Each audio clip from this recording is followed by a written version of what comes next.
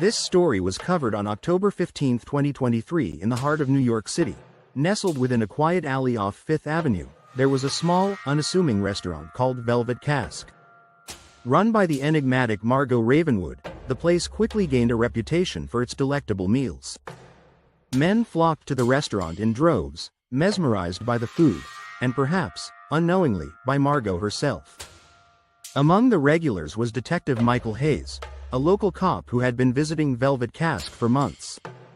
It was March 2023 when Michael first heard of Velvet Cask through word of mouth.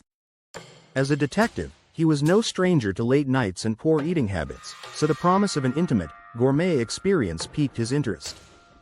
The first time he stepped into the dimly lit restaurant, he was greeted by Margot, a woman whose beauty and charm seemed otherworldly. Her smile was warm, yet something about it felt unsettling, though Michael could never quite put his finger on it. Over the months, Michael became a frequent diner at Velvet Cask.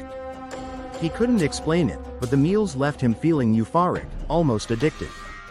At first, he thought it was just the quality of the food, a perfect blend of flavors he had never experienced before.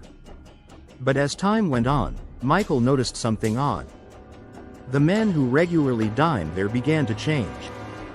Their behavior grew sluggish, their conversations less coherent.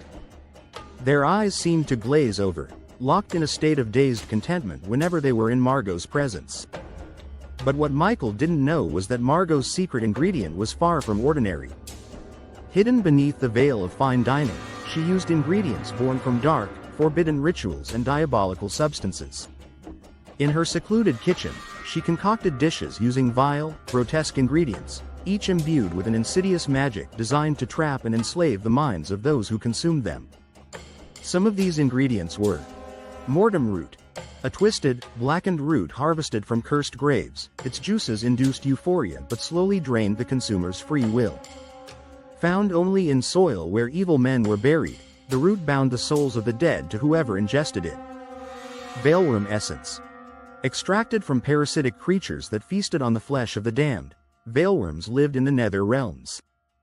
Their viscous blood, when added to soups or sauces, gave a dish an irresistible aroma.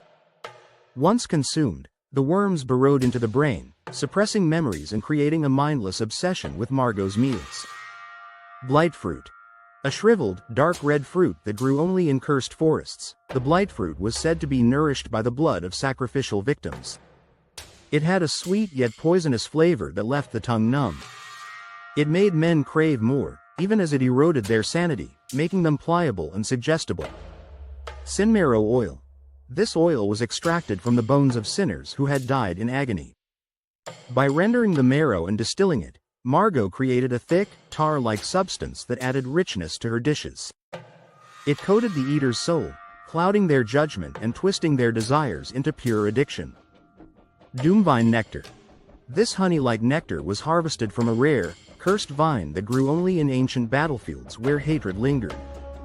When mixed into desserts, the doomvine nectar gave the consumer an uncontrollable desire to return for more, gnawing at their thoughts until nothing else mattered. Heartbloom spice. Margot's signature seasoning, made from a blend of ground bones and dried hearts of those who died in despair. This spice gave her dishes a haunting depth of flavor. Those who tasted it felt a warmth in their chest, but it wasn't satisfaction. It was the heart's slow surrender to her influence.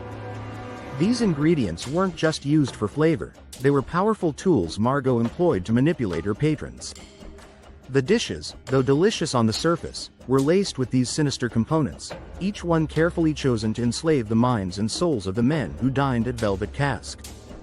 With every bite, they became more obsessed, more dependent on her food, until they were little more than hollow shells, mindlessly returning for their next fix.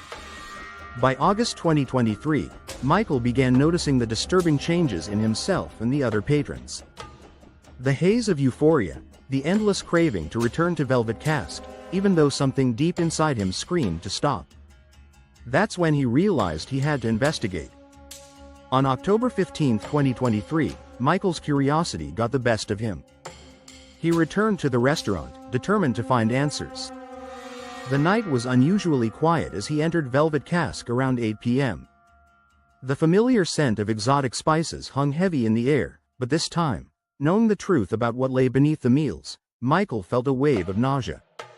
Margot greeted him as always, her eyes gleaming with a sinister gleam.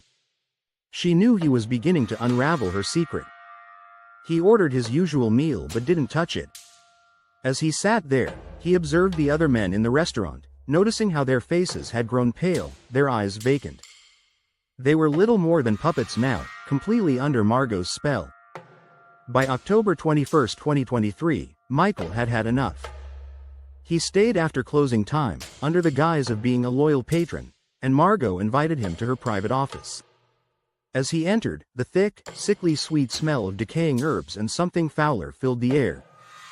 The shelves were lined with jars filled with grotesque ingredients, pieces of flesh, twisted roots, and strange, squirming things. In the center of the room was the source of all the power behind Margot's dishes. A large cauldron bubbling with a black, tar-like substance that smelled of death and rot. "You've been curious, haven't you?" Margot said softly, her voice melodic and venomous at the same time. "Curiosity can be dangerous, detective."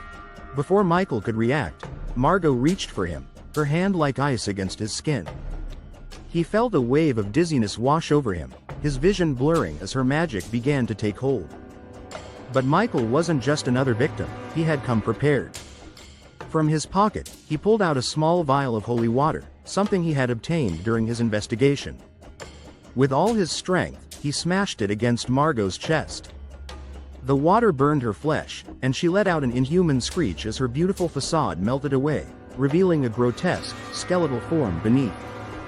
Realizing that her power was tied to the restaurant, Michael grabbed a bottle of alcohol from a nearby shelf, lighting it and tossing it onto the bubbling cauldron.